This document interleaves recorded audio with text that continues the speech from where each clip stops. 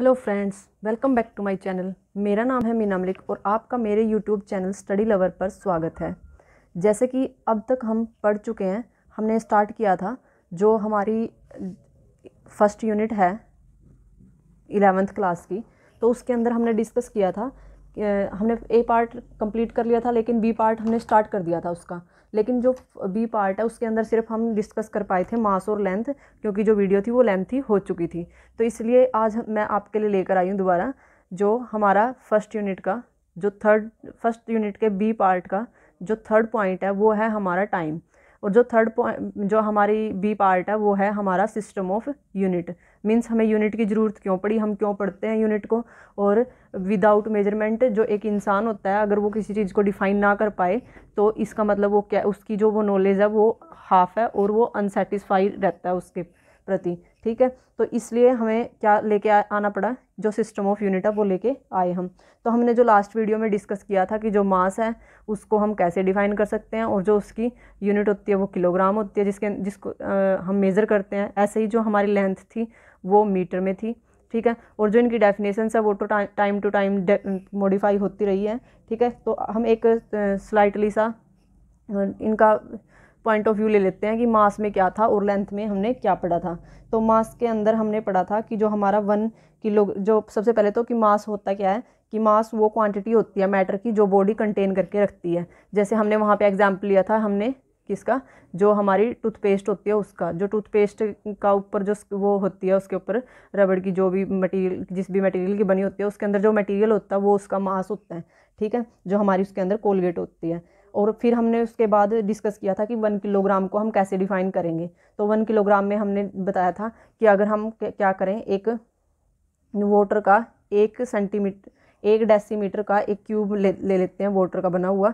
ठीक है, और उसको 4 डिग्री सेल्सियस पे अगर हम उसको मेज़र करते हैं, जो उसका मास आता है वही हमारा क्या होगा, 1 किलोग्राम मास होगा। ठीक है, ऐसे ही हमने डिस्कस किया था। ये तो मास के बारे में था। अब हमने ऐसे ही लेंथ के बारे में डिस्कस किया था। लेंथ के बारे में हमने देखा था कि लेंथ की जो यूनिट होती है वो मीटर होती है। और लेंथ क्या होती है, किन्हीं भी 2 पॉइंट के बीच की डिस्टेंस या किन्हीं भी 2 ऑब्जेक्ट्स के बीच की डिस्टेंस, उसको ही हम लेंथ बोलते हैं। और फिर हमने जो 1 मीटर लेंथ थी उसको डिफाइन भी किया था कि क्या होगा, कि जैसे हमारी जो अर्थ होती है, अर्थ के जो नॉर्थ पोल से और इक्वेटर के बीच की जो डिस्टेंस होती है उसका 1/10 मिलियंथ।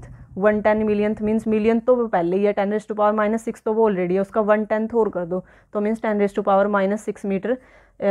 अगर हम लें इतनी डिस्टेंस का, जो भी है डिस्टेंस मान लिया हमने x है, इस x डिस्टेंस का अगर हम 10⁻⁻7 मीटर लेते हैं तो वो हमें क्या देता है, 1 मीटर देता है।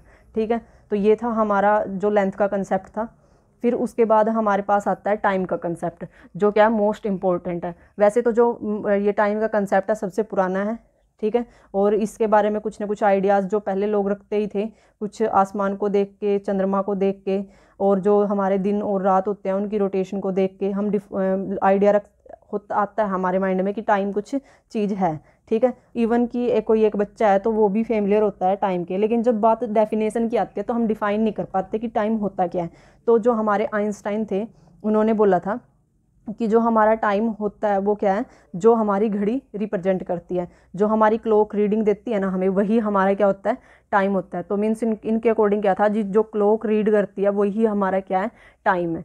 ठीक है, फिर उसके बाद जो और अलग अलग साइंटिस्ट आए, उन्होंने क्या बोला कि जो हमारा टाइम होता है, अगर कोई एक बॉडी है, अगर वो किसी फिनोमिना को बार बार रिपीट करती है, कोई भी फिनोमिना होता है वो रिपीट होता है इटसेल्फ बार बार, तो उसको हम इन्होंने जो रिप्रेजेंटेशन दी वो टाइमिंग की दी। जैसे हमारा जो ह्यूमन बीट है, ठीक है, हार्ट बीट है जो हमारी, तो वो भी क्या होती है, 72 टाइम्स हो जाती है 1 मिनट के अंदर।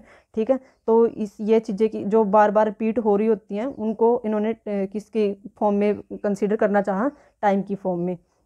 ठीक है, रोटेशन ऑफ अर्थ आ गया, revolution of earth around the sun.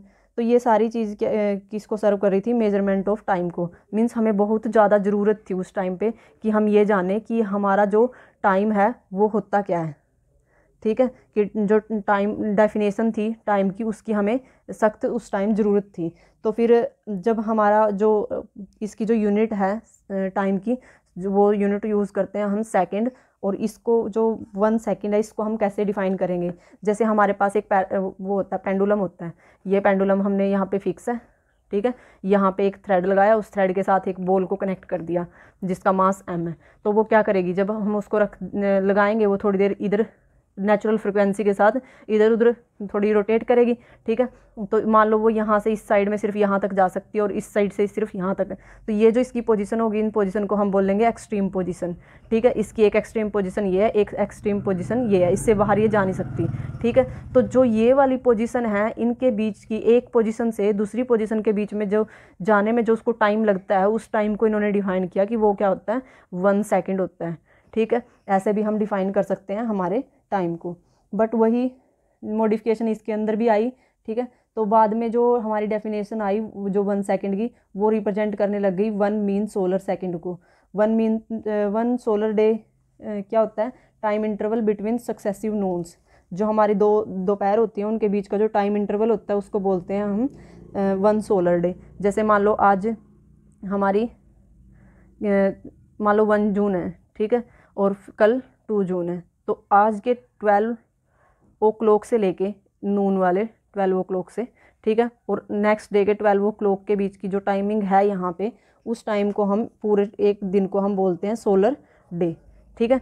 तो जो ये सोलर डे हमारा होता है यहाँ पे, उसको कैसे डिफाइन करेंगे हम यहाँ। सोलर डे तो हमने डिफाइन कर दिया यहाँ पे, लेकिन बात थी हमारी जो सोलर सेकंड है उसके बारे में। तो क्या होगा, जो टाइम इंटरवल होगा, जो इसको और भी दूसरे वर्ड्स में हम बोल सकते हैं कि time interval between successive passage of the sun across the meridian, कि जो सन होता है वो मेरिडियन के अक्रॉस जब मीन्स जब हमारी जो अर्थ है, अर्थ की जो मेरिडियन होती हैं वो उसके अक्रॉस को से निकलती हैं, तो उस टाइम पे जो हमारा टाइम इंटरवल बनेगा, उस टाइम इंटरवल को हम बोलते हैं सोलर डे। तो जो एक वो सोलर डे है उस की अगर हम एवरेज लेते हैं तो उसको हम बोल देते हैं मीन सोलर डे। जो length of solar day averaged over an year is called mean solar day. Means ये तो एक दिन की बात की ना हमने, 1 जून से 2 जून के बीच की बात की, लेकिन अगर हम यहाँ बात करें पूरे साल की, पूरे साल में कितने दिन हो गए, 365 दिन हो गए। तो अगर हम इसके पूरा ये एक दिन ये हो गया, 365 दिन होंगे, उसका एवरेज निकाल लेंगे। तो एवरेज निकालने के बाद जो 365 से इसको डिवाइड करने के बाद जो हमारा डे आएगा, उस डे को हम मीन सोलर डे बोलेंगे, ठीक है, क्योंकि उसकी एवरेज निकाल दी ना हमने यहाँ पे, ठीक है। तो उस टाइम पे जो हमारी जो एक सोलर डे होता है वो 24 घंटे से मिलकर बना होता है, और 24 घंटों में हमारे पास 60 मिनट होती हैं। तो अगर इन दोनों को मल्टीप्लाई करें, फिर 60 मिनट को अगर सेकंड में कन्वर्ट करें तो 24 गुना 60 गुना 60, तो यहाँ पे ये आएगा हमारा 86,400 सेकंड।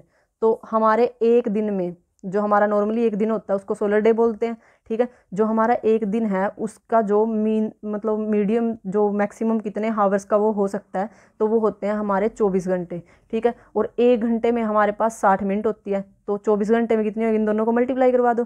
फिर उसके बाद 1 मिनट में हमारे पास 60 सेकंड होती है, तो 60 सेकंड के लिए ये इतनी मिनट है अपनी, तो यहाँ पे हमने क्या किया, 60 से मल्टीप्लाई करवा दिया, तो पूरे दिन की हमारी इतनी सेकंड बन गई 86,400 सेकंड।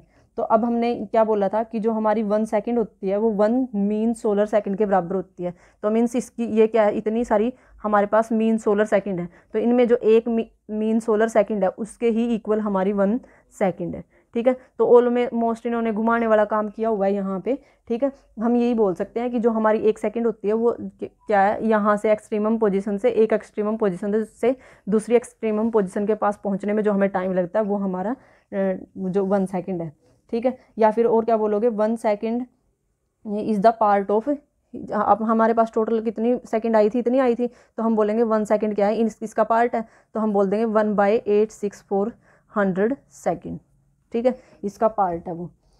अब यहाँ से हमारा जो कंसेप्ट है मास का, लेंथ का और टाइम का, वो तो कंप्लीट होता है। ये तो हमने समझ लिया कि हमने क्यों ज़रूरत पड़ी मेजरमेंट की, क्योंकि हमें टाइम टू टाइम नीड थी, हमें क्या कैलकुलेट करना था, रिवोल्यूशन ऑफ अर्थ कैलकुलेट करना था, और जो हमारे दिन रात बनते हैं वो कैसे बनते हैं और वो कितने टाइम में बनते हैं, उन सब के लिए हमें ज़रूरत थी कि टाइम होता है क्या, ताकि हम उसके बारे में जान सकें।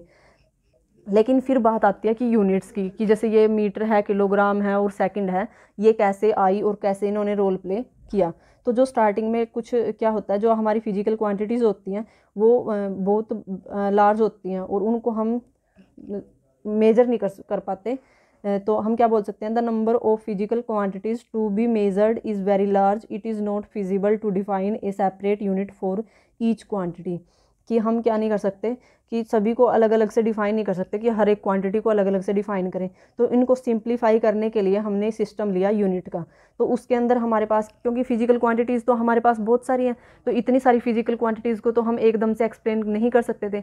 तो उनको एक्सप्लेन करने के लिए फिर हमने क्या सिस्टम अपनाया कि जो हमारे ये यूनिट्स का सिस्टम होता है, सिस्टम ऑफ यूनिट, तब हमने अपनाया कि मास, लेंथ और टाइम को तो कर सकते हैं, लेकिन और भी हमारे पास बहुत सारी यूनिट्स हैं। जैसे आगे हमारे पास फोर्स है, वर्क डन है, ठीक है, तो इनको भी तो डिफाइन करना पड़ेगा। तो फिर हमने सिस्टम ऑफ यूनिट लिया, उसमें कुछ यूनिट्स ऐसी ले ली हमने जो हमारी फंडामेंटल थी। फंडामेंटल का मीन्स क्या है कि जो दूसरों से मिलकर ना बनी हो, ये ऑलरेडी एग्जिस्ट करती थी। लेकिन दूसरी थी जो हमारी, वो ड्राइव्ड यूनिट थी। वो जो ड्राइव्ड यूनिट थी वो क्या थी, इनकी हेल्प से हमने बनाई थी, ठीक है। तो अब ये पहले फिजिकल, हमें पता होना चाहिए कि फिजिकल क्वांटिटी होती क्या है। तो फिजिकल क्वांटिटी क्या होती है हमारी, वो क्वांटिटी जिनको हम मेजर कर सकते हैं और जिनकी मेजरमेंट के लिए हमें यूनिट की रिक्वायरमेंट होती है। तो फिर हमारी फिजिकल क्वांटिटी भी दो पार्ट में डिवाइड है कि एक फंडामेंटल क्वांटिटी, एक डिराइव्ड क्वांटिटी। फंडामेंटल क्वांटिटी वो होंगी जो हम फंडामेंटल यूनिट से डिफाइन कर सकें, और डिराइव्ड क्वांटिटी वो होंगी जो हम फंडामेंटल यूनिट की हेल्प से बनाई हुई यूनिट्स की हेल्प से डिफाइन कर सकें, ठीक है। तो अब यहाँ पे बात आती है फंडामेंटल की। तो हमारे पास जो फंडामेंटल यूनिट्स हैं वो हैं 7, ठीक है। वैसे टोटल 9 हैं, लेकिन हम बात करते हैं सिर्फ फंडामेंटल की, तो उसमें हम सप्लीमेंट्री को इन्वॉल्व नहीं करेंगे। तो यहाँ पे फंडामेंटल्स में हमारे पास आती है, फर्स्ट ऑफ ऑल तो हमने पढ़ लिया कि मास, जिसको हम किलोग्राम में मेज़र करते हैं। सेकंड है हमारे पास लेंथ, जिसको हम मीटर में मेज़र करते हैं। थर्ड है हमारे पास टाइम, जिसको हम सेकंड में मेज़र करते हैं। और जो फोर्थ है हमारे पास टेम्परेचर, जिसको हम केल्विन में मेज़र करते हैं। फिर उसके बाद हमारे पास आता है यहाँ पे इलेक्ट्रिक करंट। इलेक्ट्रिक करंट को हम एम्पियर में मेज़र करते हैं। फिर हमारे पास आती है लुमिनस इंटेंसिटी। लुमिनस इंटेंसिटी को हम कंडेला की फॉर्म में, या फिर यूनिट है जो इसकी, वो कंडेला है, ठीक है। फिर उसके बाद हमारे पास आता है क्वांटिटी ऑफ मैटर। जो क्वांटिटी होती है मैटर की, कि हमारे पास कितना मटेरियल प्रेजेंट है, उसको हम मेज़र करते हैं मोल्स की फॉर्म में। Quantity of matter in the form of mole. तो ये थी हमारी फंडामेंटल यूनिट्स, जो बेसिकली 7 हैं, 1 2 3 4 5 6 एंड 7। तो क्या क्या है ये, मास जिसकी किलोग्राम यूनिट है, लेंथ जिसको हम मीटर में मापते हैं, टाइम जिसको हम सेकंड में मापते हैं, टेम्परेचर जिसको हम केल्विन में मापते हैं, इलेक्ट्रिक करंट जिसको हम एम्पियर में मापते हैं, और फिर हमारी है ल्यूमिनस इंटेंसिटी जिसको हम कंडेला में मापते हैं, और फिर हमारे पास है क्वांटिटी ऑफ मैटर जिसको हम मोल में मापते हैं, ठीक है। तो ये था हमारा जो फंडामेंटल यूनिट्स का डिवीज़न था, वो 7 पार्ट्स में डिवाइड की हुई थी। लेकिन उसके बाद हमारे पास आती हैं कुछ ड्राइव्ड यूनिट्स। तो उसको ड्राइव्ड यूनिट्स को पहले तो हम देख लेते हैं कि उनको डिफाइन ही कैसे करेंगे। तो डिफाइन करने के लिए हम क्या बोलेंगे, unit of measurement of all the other physical quantities which can be obtained from the fundamental units are called derived units. ये वो वाली यूनिट्स होती हैं जो हम क्या करें, फंडामेंटल यूनिट्स की हेल्प से ड्राइव कर सकते हैं, ठीक है, बनाते हैं इनको। तो इसके अंदर हमारे पास कौन सी आती है, जो भी हमारे पास इनके अलावा हमारे पास बच गई वो सारी इसके अंदर है। जैसे अगर हम बात करते हैं वेलोसिटी की, तो वेलोसिटी का फार्मूला क्या होता है, हमारे पास होता है डिस्टेंस डिवाइड बाय टाइम। तो डिस्टेंस क्या लेंथ ही है, लेंथ को हम मीटर लिख देंगे, टाइम को हम सेकंड लिख देंगे, तो हमारी ये वेलोसिटी की बन गई मीटर पर सेकंड। ऐसे ही अगर हम यहाँ पे बात करें फोर्स की, तो फोर्स में क्या होगा, हमारे पास यहाँ पे हमने ले लिया यहाँ पे फोर्स है जो हमारी मास इंटू एक्सेलरेशन होती है। तो यहाँ मास की हमारे पास किलोग्राम है, एक्सेलरेशन की हमें निकालनी पड़ेगी। तो एक्सेलरेशन क्या होती है हमारी, वेलोसिटी डिवाइड बाय टाइम। और वेलोसिटी किसके बराबर थी, जो अभी हमने पढ़ा, डिस्टेंस डिवाइड बाय टाइम के, डिस्टेंस डिवाइड बाय टाइम। और यहाँ पे ऑलरेडी टाइम और था, वो भी इसके साथ मल्टीप्लाई में आएगा। तो डिस्टेंस के लिए मीटर और इसके लिए सेकंड इंटू सेकंड, तो ये 2 सेकंड हो गई यहाँ पे। तो हमारे पास क्या बन गया यहाँ पे, मीटर पर सेकंड स्क्वायर। तो ये सेकंड ऊपर लेके आ जाएंगे, हम ऐसे भी लिख सकते हैं इसको, मीटर पर सेकंड स्क्वायर, ठीक है। तो ये थी हमारी एक्सेलरेशन की। अब ये वाली जो हमारी यूनिट है, ये हम इसके अंदर पुट कर देंगे। तो यहाँ पे आएगा, मास का तो हमारे पास किलोग्राम था, और एक्सेलरेशन का हमने रख दिया मीटर पर सेकंड स्क्वायर, तो हमारे पास आ गई मीटर पर सेकंड स्क्वायर। तो ऐसे करके हमारी वेलोसिटी का, फोर्स का और एक्सेलरेशन का निकल गया। अब हमारे पास जो फोर्थ है अगर देखें, तो वो है हमारा वर्क डन। तो जो हमारा वर्क होता है वो होता है फोर्स इंटू डिस्प्लेसमेंट, ठीक है। तो डिस्प्लेसमेंट हमारी डिस्टेंस ही होती है, तो उसको हम मीटर में मेजर करते हैं, और फोर्स की हमारी ये वाली आई, तो यहाँ पे पुट कर देंगे kilogram metre per second square into metre. तो इन दोनों को जब कंबाइन करेंगे तो हमारे पास बनेगा किलोग्राम मीटर स्क्वायर पर सेकंड स्क्वायर। तो आई होप कि आपको ये अच्छे से समझ में आ गया होगा, और ऐसे ही आप जो बाकी यूनिट्स हैं हमारे पास, बाकी जो हमारे पास फॉर्मूले होते हैं, आप वो सारे कैलकुलेट करके देख सकते हो। बाकी मैं आपको इम्पोर्टेंट जो हमारे फॉर्मूले हैं वो मैं आपको यहाँ पे करवा देती हूँ। तो अब हमने ये कुछ कर लिए, 7 तो हमने फंडामेंटल्स ही कर लिए, और 4 हमने डिस्कस किए ये वाले वेलोसिटी, फोर्स, एक्सेलरेशन और वर्क। फिर उसके बाद हमारे पास यहाँ पे आता है प्रेशर का। तो प्रेशर का में हमने क्या पढ़ा था, जो प्रेशर होता है वो किसके इक्वल होता है, फोर्स बाय एरिया के। फोर्स, उससे पहले हमें एरिया का पता होना चाहिए। तो एरिया क्या होता है, अगर हम स्क्वायर की बात करते हैं तो हमारे पास जैसे ये स्क्वायर है, तो स्क्वायर की सारी साइड इक्वल होती हैं। अगर हम उसका एरिया निकालते हैं तो साइड इंटू साइड करते हैं ना, तो एक साइड उसकी अगर मीटर में मेजर कर रहे हैं हम, तो दूसरी साइड भी मीटर में ही होगी, तो दोनों को कंबाइन करते हैं तो मीटर स्क्वायर बनेगा। तो यहाँ से बनेगा मीटर स्क्वायर। तो यहाँ पे फोर्स का जो प्रेशर है उसका क्या आएगा, फोर्स का हमने अभी निकाला था, तो हमारे पास था kilogram metre per second square, ठीक है। और यहाँ एरिया का क्या था हमारा, मीटर स्क्वायर। जब इस मीटर स्क्वायर को ऊपर लेके जाएंगे तो ये नेगेटिव हो जाएगा, तो मीटर्स पर सेकंड स्क्वायर, और ये मीटर स्क्वायर ऊपर आया तो नेगेटिव, तो ये नेगेटिव। अब यहाँ m की पावर 1 है पॉजिटिव का, ये m की पावर -2 है, तो जब बेस सेम हो तो पावर ऐड हो जाती है, तो जब इनको ऐड करेंगे तो यहाँ पे 1 - 2 -1 बचेगा, तो यहाँ पे हमारे पास बचेगा किलोग्राम पर मीटर पर सेकंड स्क्वायर, ठीक है। तो ये था हमारा प्रेशर का। तो हमने कितने कर लिए, सबसे पहले हमने किया वेलोसिटी वाला, फिर उसके बाद हमने किया फोर्स का, फिर हमने उसके बाद किया एक्सेलरेशन का, और फिर फोर्थ किया था हमने वर्क डन, और फिफ्थ कर लिया हमने प्रेशर, और सिक्स्थ कर लिया हमने एरिया। थर्ड कर लेते हैं अब हम वॉल्यूम। तो वॉल्यूम में हमारे पास क्या फॉर्मूला बनेगा, वॉल्यूम का जैसे हमें पता है कि हम कैसे कैलकुलेट करते हैं वॉल्यूम। अगर हम बात करते हैं क्यूब की, क्यूब हमारा ऐसे होता है, ठीक है। तो यहाँ पे हमारी जो लेंथ होती है वो भी 1 मीटर, वो भी मीटर में होती है, जो ब्रेथ होती है वो भी मीटर में होती है, और जो हाइट होती है वो भी मीटर में होती है, ठीक है। तो हमारे पास फॉर्मूला क्या होता है इसका, ए की क्यूब। अगर क्यूबॉइड की बात करें तो length into breadth into height, ठीक है। तो यहाँ पे क्या होगा, यहाँ पे दोनों सारी चीज़ सेम है, तो इसलिए हमने यहाँ पे ए पुट कर दिया, क्योंकि सारी साइड्स इक्वल होती हैं, तो यहाँ पे ए की क्यूब हो जाता है। तो यहाँ पे अगर जब वैल्यू हम पुट करेंगे 1 मीटर 1 मीटर 1 मीटर, तो क्या आएगा 1 metre into 1 metre into 1 metre, तो मीटर कितने आ गए 3, तो यहाँ पे आएगा मीटर की क्यूब। तो वॉल्यूम की जो हमारी यूनिट आई है ड्राइव्ड यूनिट, वो आई मीटर क्यूब। तो ऐसे करके हम बहुत सारी जो हमारी क्वांटिटीज़ हैं उनको मेज़र कर सकते हैं with the help of fundamental quantities, ठीक है। तो अब अगर नेक्स्ट की बात करें तो नेक्स्ट हमारे पास क्या है, ये हमने प्रेशर निकाल लिया, वर्क हो गया, इलेक्ट्रिक चार्ज का हमें पता ही है एम्पियर होता है। उसके बाद जो हम और डिस्कस करेंगे वो वैसे तो हमारी नेक्स्ट यूनिट में आते हैं, मेजरमेंट की जो ये फॉर्मूलेज़ हैं, तो हम देख लेते हैं कि कौन कौन से हमें पढ़ने हैं यहाँ पे।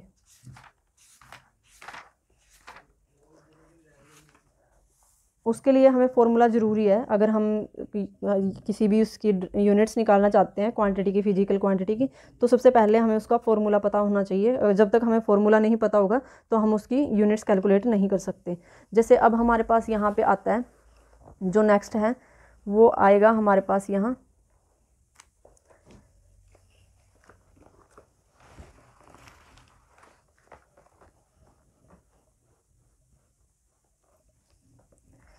नेक्स्ट है हमारे पास डेंसिटी। डेंसिटी को अगर हम कैलकुलेट करके देखें तो उसमें हमने क्या पढ़ा था, क्या होता है डेंसिटी का फॉर्मूला, अगर आपको पता हो तो गेस करो।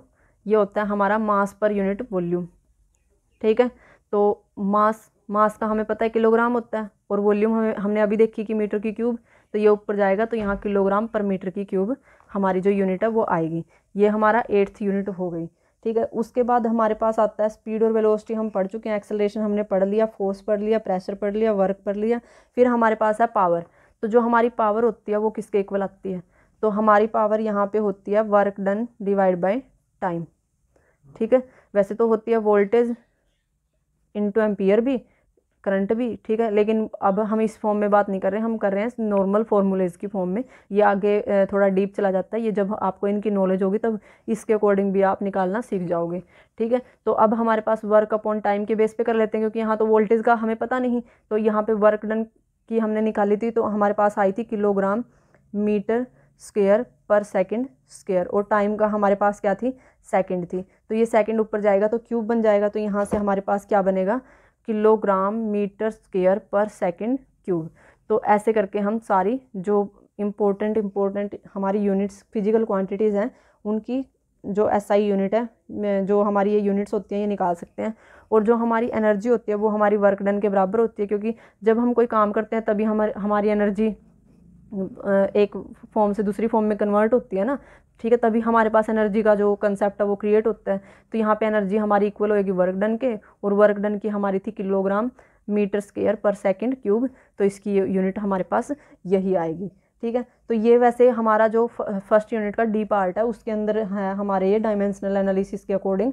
तो लेकिन मैंने ये यहाँ पे यूनिट आ रहा था तो मैंने इसके बारे में कुछ थोड़े से और एग्जाम्पल आपको क्लियर करवा दिए, ठीक है। तो इन्हीं की हेल्प से फिर हम आगे डायमेंशनल एनालिसिस करेंगे, लेकिन उससे पहले आपको ये पता होना चाहिए कि हम अगर फंडामेंटल यूनिट्स की हेल्प से अगर हमें यूनिट मेज़र करनी हो किसी भी क्वांटिटी की तो हम कैसे मेज़र कर सकते हैं। तो अब उसके बाद हमारे पास जो सिस्टम आता है वो है हमारा choice of a standard unit. Choice of standard unit means हमें क्या चाहिए, एक SI यूनिट चाहिए, क्योंकि अब तो जो हमारे पास यहाँ पे किलोग्राम था, हमारे पास बहुत सारे सिस्टम आ रहे थे यूनिट के, तो उससे पहले हम सिस्टम ऑफ यूनिट डिस्कस कर लेते हैं कि सिस्टम ऑफ यूनिट होता क्या है। तो सिस्टम ऑफ यूनिट है जो हमारा कंप्लीट सेट होता है यूनिट्स का, फंडामेंटल और ड्राइव दोनों की, ठीक है। अगर कोई पूछे कि what is system of unit, तो हम बोलेंगे it is a complete set of fundamental and derived units for all kind of physical quantities. तो ये तो था हमारा सिस्टम ऑफ यूनिट। उसके बाद हमारे पास जो हमारी सिस्टम है वो 3 पार्ट्स में डिवाइड है। 3 पार्ट्स कौन कौन से हैं हमारे पास, सबसे पहले हमारे पास आता है यहाँ पे FPS सिस्टम। FPS सिस्टम में जो है वो हमारे पास ये स्पेशली किसके लिए है, ये हमारे मास, लेंथ और टाइम, ये जो सिस्टम है ये किसके लिए है, स्पेशली मास, लेंथ और टाइम के लिए हैं। लेकिन जब हम इनकी हेल्प से बाकी जो यूनिट्स हैं वो ड्राइव कर सकते हैं तो वो उनके लिए भी हम यूज कर सकते हैं। लेकिन हम जब स्टार्टिंग में इनको डिस्क्राइब कर रहे हैं तो वो सिर्फ इनके बेसिस पे ही डिस्क्राइब करेंगे। तो FPS अगर हम कंपेयर करें यहाँ MLT, सेकंड के लिए तो सेकंड ही रहेगा हमेशा, ठीक है। लेकिन जो हमारे यहाँ पे जो हमारी लेंथ है, लेंथ के लिए हम यहाँ पे यूज़ करेंगे क्या, फुट, और जो हमारा मास है, मास के लिए हम यूज़ करेंगे पाउंड, और जो हमारा टाइम है उसके लिए हम यूज़ करेंगे सेकंड। तो हमारे पास F मीन्स क्या है यहाँ पे, फुट, P मीन्स क्या है, पाउंड, और S मीन्स तो हमारा सेकंड है ही है। तो फुट में हम क्या मेज़र करते हैं, लेंथ, और पाउंड में हम क्या मेज़र करते हैं, मास, और सेकंड क्या चीज़ है, टाइम, ठीक है। तो ये था हमारा FPS सिस्टम, ये ब्रिटिश के अकॉर्डिंग था। जो ब्रिटिश के इंजीनियरिंग सिस्टम है वो ये वाला सिस्टम यूज़ करते हैं, FPS वाला। वो मास को पाउंड में मेज़र करते हैं और जो हमारी लेंथ होती है उसको फुट में मेज़र करते हैं। ये भी सुना ही होगा आपने कि फुट, ये 2 फुट 3 फुट, ठीक है। जो इंच है वो इसकी छोटी इकाई है। फिर उसके बाद हमारे पास जो सेकंड सिस्टम आता है, सेकंड सिस्टम है हमारे पास CGS सिस्टम। CGS सिस्टम में जो C है यहाँ पे हमारा सेंटीमीटर को रिप्रेजेंट करता है, ठीक है, और G है जो हमारा ग्राम को रिप्रेजेंट करता है, और S वही हमारा सेकंड को। तो ये हमारे लेंथ के लिए, ये हमारे मास के लिए, और ये हमारे टाइम के लिए। तो यहाँ पे क्या होगा, जो ये सिस्टम है ये गॉसियन सिस्टम है, इसको हम क्या बोलते हैं, गॉसियन सिस्टम। वो क्या था, हमारा ब्रिटिश सिस्टम था, ब्रिटिश सिस्टम ऑफ। आपके पास क्वेश्चन कैसे आएगा कि what is the system of unit in according to British engineering system, तो आप बताओगे कि वहाँ पे FPS था, ठीक है। वहाँ F means foot, P means pound, और S मीन्स सेकंड था, जिसके अंदर फुट हमारी लेंथ की थी, और पाउंड हमारी मास की यूनिट है, और सेकंड हमारी टाइम की यूनिट है। फिर हमारे पास बात आती है CGS सिस्टम की। CGS में जो हमारे पास है सेंटीमीटर, ग्राम और सेकंड, ठीक है। तो ये हमारा जो सिस्टम है इसको हम बोलते हैं गॉसियन सिस्टम। क्या बोलते हैं, गॉसियन सिस्टम। इसके अंदर जो ये हमारे 3 कंपोनेंट्स हैं, ये हमारे वही लेंथ, मास और टाइम के लिए हम यूज़ करते हैं। जो थर्ड सिस्टम है वो है हमारा MKS सिस्टम। MKS में जो हमने स्टार्टिंग में सबसे पहले डिस्कस किया था, मास के लिए किलोग्राम, लेंथ के लिए मीटर, और टाइम के लिए सेकंड। ये वही MKS सिस्टम है जो स्टार्टिंग में हमने यूनिट्स डिस्कस की थी। यहाँ पे देखो, ये M मीटर के लिए है जो हमने लेंथ के लिए यूज़ कर लिया, ये जो K है ये किलोग्राम के लिए है, जो हमने मास के लिए यूज़ किया, और जो ये SI ये सेकंड है, ये टाइम के लिए।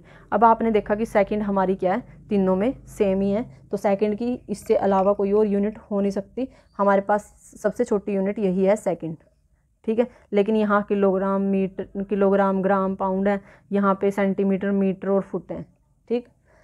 अब जो हमारे कुछ ड्रॉबैक्स भी आए हैं इन सिस्टम के, जो हमारा CGS और MKS सिस्टम है, इसको हम मैट्रिक सिस्टम बोलते हैं, डेसिमल सिस्टम बोलते हैं, क्योंकि ये मल्टीपल्स और सब मल्टीपल्स की फॉर्म में हम इनको रिलेट कर सकते हैं एक दूसरे से, practical unit by power of 10। तो मीन्स क्या है, यहाँ पे जैसे हमारे पास जो MKS सिस्टम और ये है, इनको हम मैट्रिक क्यों बोलते हैं? मैट्रिक क्या होता है, बोलते नहीं कौन सी क्या पास कर लिया आपने, मैट्रिक पास कर ली तो वो 10th को बोलते हैं, ठीक है। तो यहाँ पे हमारे पास क्या होते हैं, ये 10 की मल्टीपल्स में लिखे जा सकते हैं आपस में एक दूसरे के साथ। कैसे? जैसे हमारा जो हम बोलते हैं कि जो हमारा 1 मीटर है वो 100 सेंटीमीटर के इक्वल होता है। क्यों बोलते हैं? क्योंकि जो 1 मीटर है वो 10⁻² सेंटीमीटर लिख दिया हमने, तो मीन्स ये क्या है, 10 की पावर, ये 10 की पावर 1 0 है यहाँ पे, और यहाँ 10 की पावर 2 है। ये आपस में कैसे रिलेट है, 10 की पावर में, मीन्स मल्टीपल और सब मल्टीपल्स की फॉर्म में हम इसको लिख सकते हैं, इसलिए हम इसको बोलते हैं कि ये मैट्रिक सिस्टम है, या फिर इनको बोल सकते हैं हम डेसिमल सिस्टम। डेसिमल सिस्टम क्यों बोला कि जैसे मान लो हमें दे दिया कोई भी, जैसे 1 सेंटीमीटर दे दिया और हमें बोला कि इसको ना मीटर में कन्वर्ट करो, तो जब हम मीटर में कन्वर्ट करेंगे तो ऐसे डेसिमल लगाना पड़ेगा हमें, क्योंकि 100 से डिवाइड करवाना पड़ेगा ना, क्योंकि हमारे पास क्या है, 1 मीटर में 100 सेंटीमीटर हैं, मीन्स 100 सेंटीमीटर में 1 मीटर है। अगर हमारे पास दे दे 5 सेंटीमीटर, तो उसको कन्वर्ट करने के लिए पहले 1 के बाय में 100 जाएगा, और यहाँ पे 5 मल्टीप्लाई, तो ये 5/100, और इस जब बाय में 2 0 हैं तो ऊपर 2 के बाद पॉइंट लगेगा, 2 0 के बाद, तो हमने ऐसे पॉइंट में कन्वर्ट कर दिया। तो इसलिए हम इसको बोलते हैं कि ये डेसिमल सिस्टम भी है, और इसको मैट्रिक सिस्टम भी हम बोल सकते हैं। तो आई होप कि यहाँ तक आपको कोई प्रॉब्लम नहीं होगी। अगर कोई प्रॉब्लम है तो आप कमेंट बॉक्स में कमेंट कर सकते हो।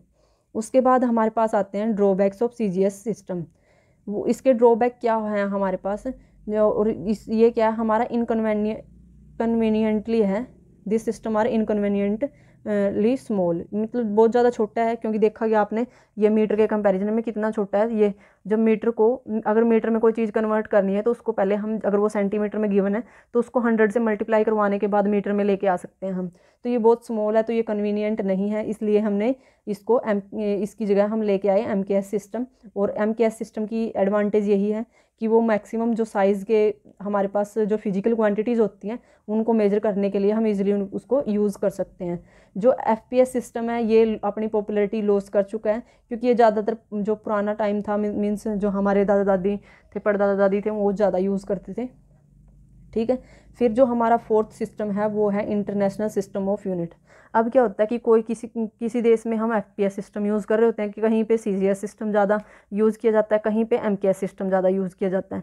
लेकिन जब बात आती है यहाँ पे किसकी, कि जब मान लो एक इंडिया में कोई चीज़ मेजर की गई एक यूनिट के अकॉर्डिंग, और ऑस्ट्रेलिया में अलग यूनिट के अकॉर्डिंग, तो जब इन दोनों को इक्वेट करना है तो इसको इक्वेट करने के लिए एक अलग सिस्टम होता है, जो इंटरनेशनल सिस्टम ऑफ यूनिट, जिसको हम बोलते हैं SI यूनिट भी बोलते हैं उसको, ठीक है। तो इसका नाम सबसे पहले तो यही है कि नाम की फुल फॉर्म क्या है हमारी यहाँ पे, ये है ली सिस्टम इंटरनेशनल डी। जो SI है इसकी ये एक एब्रीवेशन है किसकी, हमारे पास यहाँ पे लिख देती हूँ मैं आपके सामने, ली सिस्टम इंटरनेशनल डी, ठीक है। ये इसकी शॉर्ट फॉर्म है SI।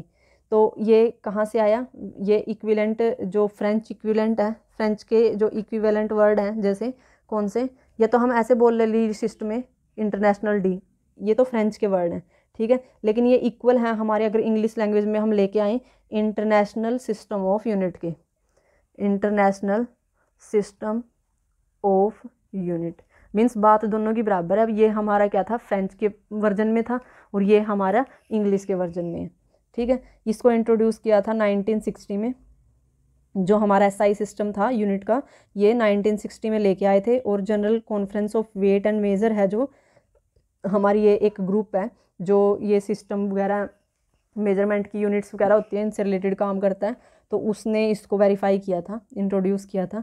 ये जो सिस्टम है ये मॉडिफिकेशन है MKS सिस्टम के ऊपर, और भी अच्छी। पहले FPS था, फिर CGS था, फिर MKS था, फिर उसके बाद हमारे पास क्या आया, स्टैंडर्ड यूनिट आया वो क्या थी, इंटरनेशनल सिस्टम ऑफ यूनिट। और ये इसको हम क्या कर सकते हैं, इसको हम और बोल सकते हैं रैशनलाइज्ड MKS सिस्टम, क्योंकि हमने मॉडिफाई किया ना MKS को, MKS के बाद आया ये, तो इसलिए हम इसको और क्या बोल सकते हैं, यहाँ पे हम बोलते हैं rationalised MKS system. SI unit को, SI यूनिट का जो सिस्टम है, इंटरनेशनल सिस्टम है जो यूनिट का, उसी को हम बोलते हैं रैशनलाइज्ड MKS सिस्टम। ठीक है, तो अब इसके बाद जो हमारे पास है, अब हमने ये तो सारा डिस्कस कर लिया, और जो हमारे कुछ टर्म्स ऐसी हैं जो इस SI यूनिट में भी सेम ही रहती हैं। जैसे जो स्टार्टिंग की फंडामेंटल्स जो हमने यूनिट पढ़ी हमने 7, जिसके अंदर लेंथ, मास, टाइम, टेम्परेचर, फिर उसके बाद हमने लुमिनस इंटेंसिटी, फिर उसके बाद हमारे पास था करंट, एम्पियर बोलते हैं जिसको, और था हमारे पास अमाउंट ऑफ मैटर, जिसको हम मोल से करते थे। तो ये जो 7 क्वांटिटीज़ की जो यूनिट्स हैं वो सेम रहती हैं हमारी SI में भी, और जो MKS सिस्टम है इसके अंदर भी, इनमें कोई चेंज नहीं है। लेकिन चेंज अगर देखा जाए तो आया किन में, जो हमने ड्राइव्ड यूनिट की, ठीक है, उनमें से कुछ यूनिट्स ऐसी थी जिनको प्रॉपरली एक यूनिट का नाम दिया गया, वही जो यूनिट होते हैं वो SI यूनिट के नाम से हमारी जानी गई यहाँ पे। तो अगर देखा जाए तो यहाँ पे SI यूनिट अगर फोर्स के लिए, अब हमने क्या देखा था, जो हमने फोर्स पढ़ी थी वो फोर्स क्या पढ़ी थी हमने, कि जो यहाँ पे पढ़ा था हमने, जो फोर्स होती है वो मास इनटू एक्सेलरेशन थी, kilogram metre per second square थी। ये तो किसकी फॉर्म में थी, जब हमने ड्राइव किया था इसको फंडामेंटल यूनिट्स की हेल्प से। लेकिन अगर SI सिस्टम के अकॉर्डिंग देखें तो इसकी जो SI यूनिट हमारी आती है वो आती है क्या, फोर्स की, न्यूटन। क्या आती है, न्यूटन। ठीक है, तो ऐसे ही हमारे पास फोर्स की, वर्क डन की, तो इनमें से कुछ सिलेक्टेड हमारे पास क्वांटिटी हैं जो बहुत ज़्यादा यूज़ की जाती हैं, ठीक है, मेजरमेंट में या इनमें, तो वो वाली इसके अंदर क्या की गई, मॉडिफाई की गई। ठीक है, तो अब हम डिस्कस कर लेते हैं उनको भी 1 बाय 1। तो हमारे पास सबसे पहले यहाँ पे आती है फोर्स।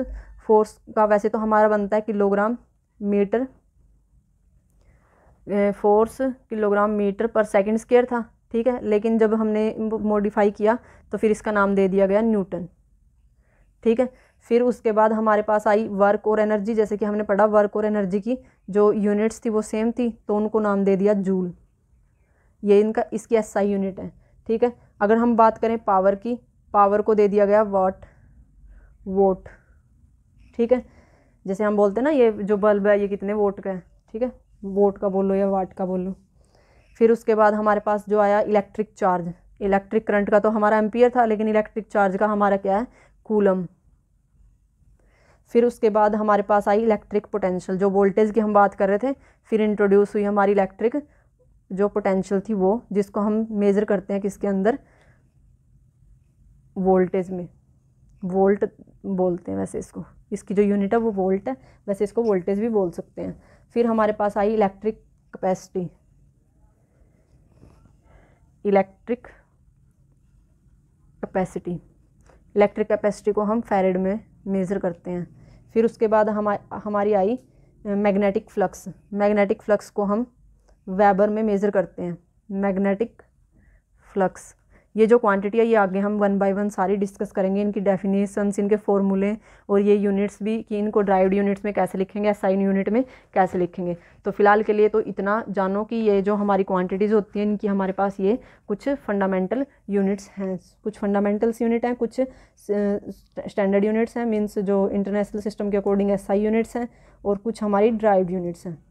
इनके अलावा हमारे पास 2 यूनिट और बचती हैं। वो जो 2 यूनिट हैं वो है हमारे पास जो हमारा एंगल होता है उसके लिए। एंगल एक तो होता है प्लेन एंगल, एक होता है सॉलिड एंगल। जो प्लेन एंगल होता है वो हमारे 2D के लिए यूज़ करते हैं हम, और जो हमारा सॉलिड एंगल होता है वो हम, जो हमारा प्लेन एंगल है वो हम किसके लिए यूज़ करते हैं, 2D के लिए। जैसे मान लो ये हमारा पेपर है, ये प्लेन है ना, ये या तो एक्स एक्सिस में है या वाई एक्सिस में, क्योंकि इसकी थिकनेस तो बहुत कम है ना, तो जेड एक्सिस में तो बहुत कम गया हुआ है ये, तो इसका मतलब ये यहाँ पे क्या है, ये ऐसे एक एक्स एक्सिस में और वाई एक्सिस में ही हम इसको ड्रॉ कर सकते हैं। तो अगर हम इसको एक्स एक्सिस और वाई एक्सिस में ही ड्रॉ कर रहे हैं तो यहाँ पे क्या होगा, जो ये हमारा इसके अंदर जो यहाँ पे ये एंगल बनता है 2 एक्सिस के बीच का, इस एंगल को बोलते हैं हम प्लेन एंगल। ये ज़रूरी नहीं है कि इतनी डिग्री का हो, ये ऐसे भी हो सकता है, ठीक है, कितना भी हो सकता है, ऐसे भी करके हो सकता है, ऐसे करके ले लो, ठीक है। तो ये क्या होती, जो ये एंगल्स हैं इनको हम बोलते हैं प्लेन एंगल, और प्लेन एंगल को मेजर करने के लिए जो हम यूनिट यूज़ करते हैं उसको हम बोलते हैं रेडियन, और रिप्रेजेंट करते हैं RAD से। ठीक है। उसके बाद हमारे पास जो सेकंड है, ये फर्स्ट थी, इनको हम बोलते हैं सप्लीमेंट्री यूनिट्स। क्या बोलते हैं? सप्लीमेंट्री यूनिट्स, ठीक है। ये तो थी फर्स्ट सप्लीमेंट्री यूनिट्स। अगर हम सेकंड की बात करें, वो होती है हमारी सॉलिड एंगल। जो सॉलिड एंगल होता है वो हमारी 3D में आता है।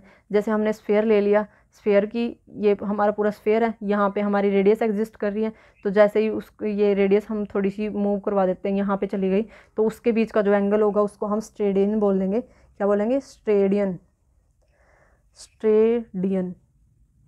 और इसको हम रिप्रेजेंट करते हैं SR से, ठीक है। तो आज के लिए इतना ही काफ़ी है। आज हमने जो यूनिट है, सिस्टम ऑफ यूनिट, वो हमने अच्छे से डिस्कस कर लिया। हमने स्टार्टिंग में डिस्कस किया कि हमारे पास टाइम क्या होता है, फिर उसके बाद हमने फंडामेंटल और ड्राइव्ड यूनिट डिस्कस की, फिर हमने डिस्कस किया सिस्टम ऑफ यूनिट, जिसके अंदर हमने 4 सिस्टम स्टडी किए, FPS, CGS, MKS और जो हमारा SI यूनिट है, इंटरनेशनल सिस्टम ऑफ यूनिट।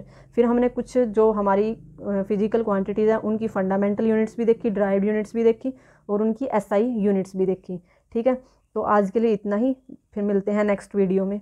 तब तक के लिए बाय बाय।